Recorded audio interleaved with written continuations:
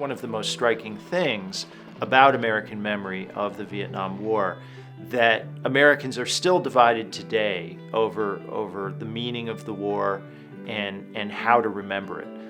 I noticed a group of refugees, and so I started asking why were they fleeing? And almost a chorus was, we're afraid that the communists will kill us. I tell them, we will help you. What else could I say? We were hoping that the United States would stay and defend Vietnam. Of course, in the back of our minds, there was always a fear that it might not stick around. For Americans, see, Viet Cong is an enemy, it's an evil. To us, they're the Vietnamese, it's our country. To stay and fight, that is only choice. Reconciling the competing ways of remembering the Vietnam War, both in Vietnam and in the United States, begins with a willingness to try to understand why it is that other people have a very different view of this war.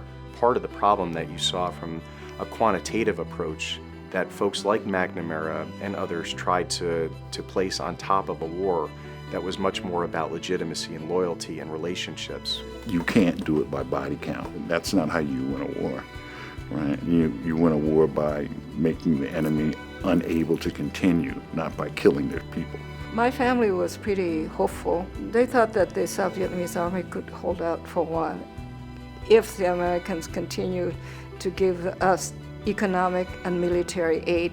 So there was two different perceptions, really, in Vietnam and in the United States.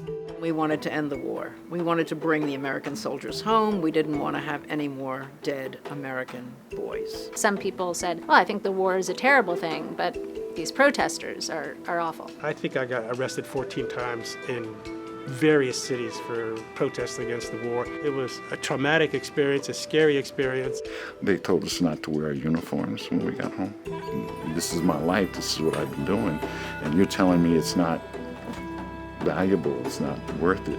You have to remember this was an enormous human tragedy. A couple of million Vietnamese were fleeing from the communist forces. Terrible, terrible conditions. I used to say it was not a good page in the history of the American by then. What was this all for if we're just going to walk away? We need to unearth the metaphorical bones of past events that have been deeply traumatic and divisive, and we need to wash them, and that is to re-examine them, to hold them with our own hands. So it's a task for all of us to struggle with and try to undertake.